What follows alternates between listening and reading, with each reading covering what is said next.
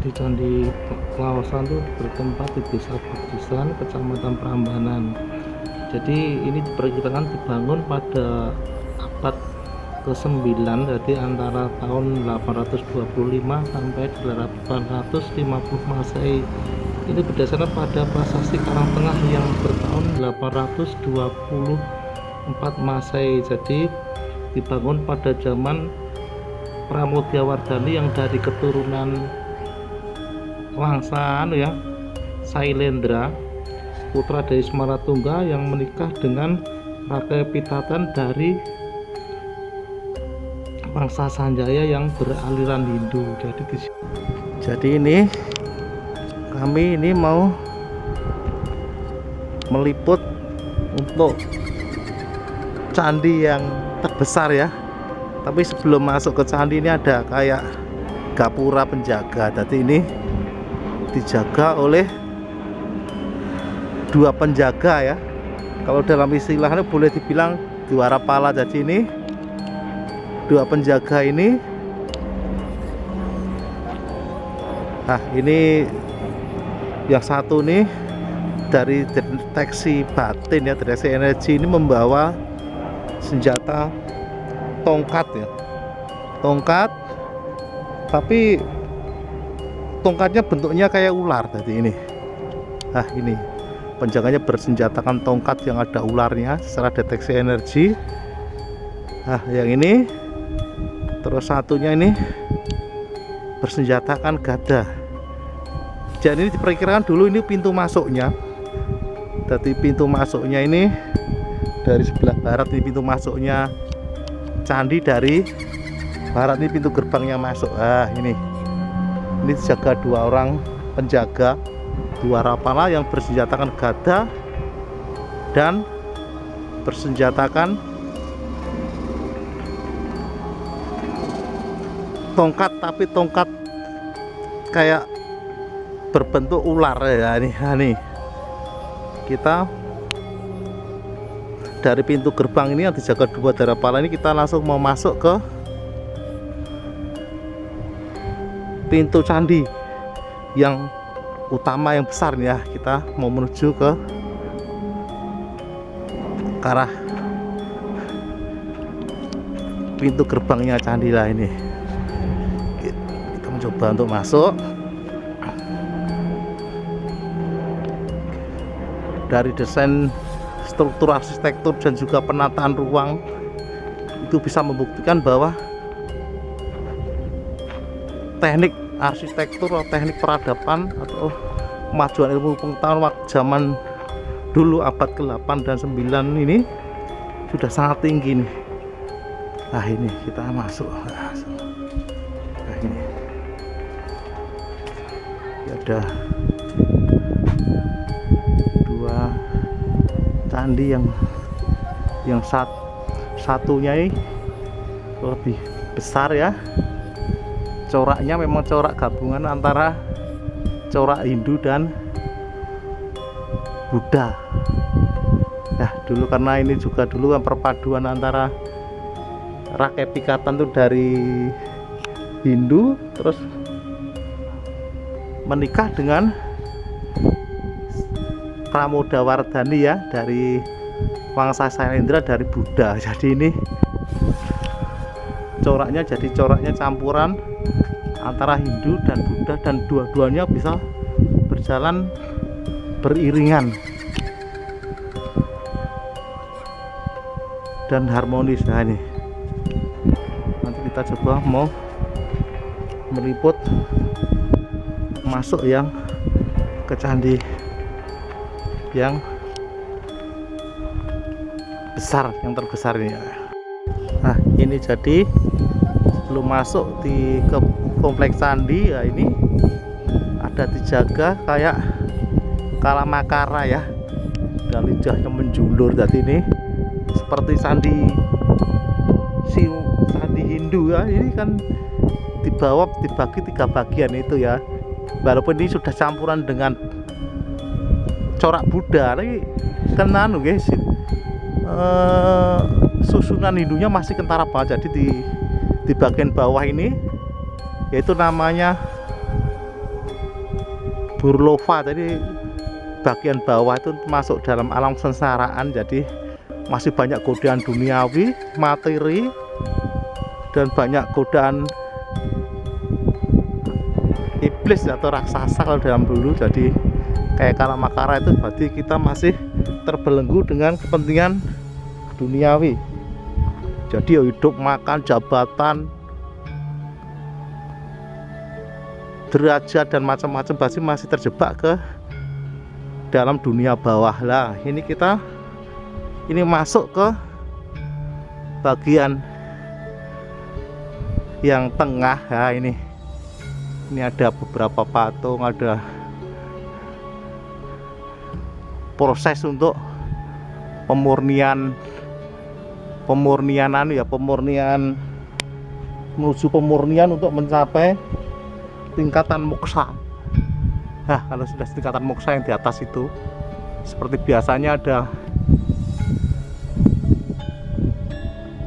gabungan, tapi coraknya sudah gabungan antara Hindu dan Buddha, tapi itu menunjukkan 8 arah mata angin ya. Maksudnya ya tadi, di mana wajah menghadap, di situ ada Sang Yang Widya, Sang Pencipta. Lah ini kita masuk ke bagian tengah ya. Ini bagian tengah ini ya. Ini bagian tengah itu termasuk dalam, kalau dalam corak Hindu itu ada namanya Buvarloka. Jadi tempat proses untuk pemurnian ya, pemurnian diri, pensucian untuk menuju kesempurnaan ya. Ini ada proses pensuciannya itu, walaupun ini masih ada ya. Nah, masih ada ini sini. Kalau di sini coraknya corak campuran. Jadi kalau sebelah, jadi ini proses di sini kalau dalam candi itu, ini proses di bagian Buvarloka ya. Buvarloka itu bagian tengah dari candi, jadi untuk proses pemurnian, pensucian untuk mencapai moksa atau kesempurnaan. Nah ini, kalau yang ini ada simbol perwujudan patung ya Brahma ya. Sinerginya kuat sekali ini.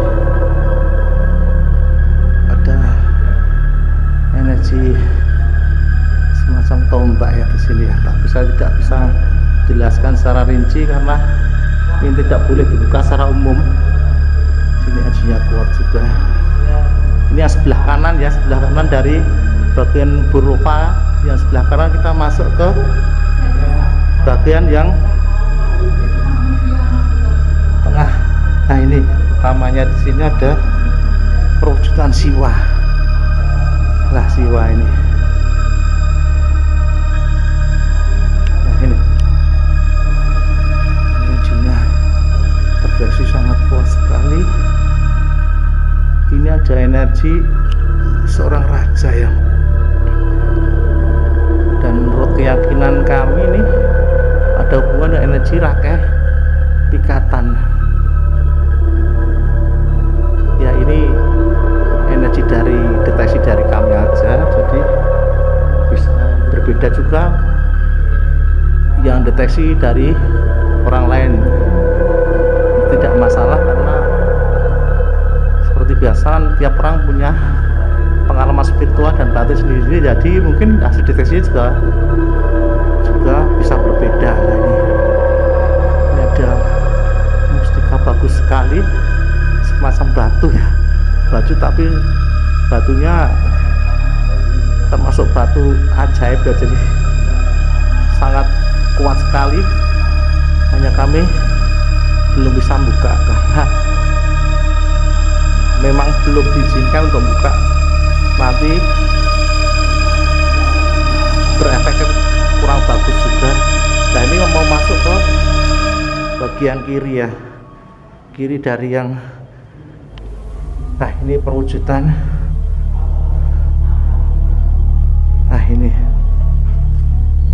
Wisnu ya, ini perwujudan Wisnu. Wah sih ada semacam pusaka kayak senjata cakra ya, kuat sekali. Nah ini, jadi ini perwujudan penyatuan antara Brahma, Siwa dan Wisnu ini. Nah ini setelah proses pemurnian di tingkat Buparlopa ini ya, bagian tengah itu nanti semua lolos kan bisa mencapai tingkat ke makrifat atau moksa. Nah, itu ini masih ada perwujudan simbol itu kayak raksasa. Sebenarnya ini perwujudan Kalamakara ya, jadi perwujudan raksasa. Jadi untuk proses pemurnian itu masih ada godaan batin yang kuat sekali, untuk menjadi penghalang untuk orang mencapai tingkat moksa atau makrifat ya. Setelah mencapai tingkat makrifat tuh di sini masih godaannya, kalau dalam Islam namanya iblis ya, kalau dalam sini namanya Kalamakara. Jadi Kalamakara sebagai raksasa, dia yang menjadi hambatan untuk godaan batin supaya orang yang mencapai tingkat moksa harus bisa lolos dari godaan ini lah ini. Nah setelah nanti dari proses ini lolos, barulah orang bisa mencapai tingkat moksa atau makrifat. Jadi sudah terbebas dari kepentingan duniawi, kepentingan jabatan macam-macam, semua sudah masuk ke alam kosong. Yang ada hanya Sang Pencipta gitu kan. Makanya disimbolkan di atas ada simbol 8 arah mata angin, maksudnya dimanapun wajah menghadap di situ ada Tuhan gitu loh. Nah ini, nanti prosesnya setelah selesai di proses ini kita bisa mencapai di posisi yang puncak. Nah, jadi ini ada penggabungan antara corak Hindu dan Buddha. Jadi kalau ciri khas Hindu tadi kan ada Brahma, Siwa dan Wisnu. Ini ada dicampur dengan proses pensucian pemurnian dari Sang Buddha Gautama ya. Sang Buddha Gautama dalam proses pencerahan untuk mencapai nirwana. Jadi coraknya memang campuran. Jadi sudah penggabungan antara Hindu dan Buddha. Jadi bisa dipastikan waktu zaman Rakyat Pikatan ini dua agama itu, Hindu dan Buddha, bisa berjalan secara berdampingan. Nah ini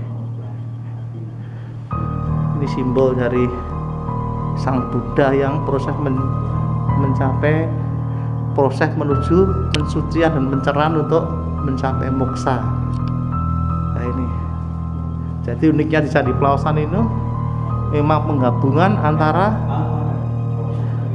corak Hindu dan Buddha dan bisa berjalan secara beriringan. Dan ini juga menurut beberapa literatur sejarah ini memang penghormatan dari Rakyat Pikatan ke permaisurinya Pramodawardhani ya, yang dari keturunan Buddha, Wangsa Sailendra, sedangkan Rakyat Pikatan kan dari Hindu ya, Wangsa Sanjaya. Jadi ini bisa berjalan secara berdampingan, bersamaan dan harmonis.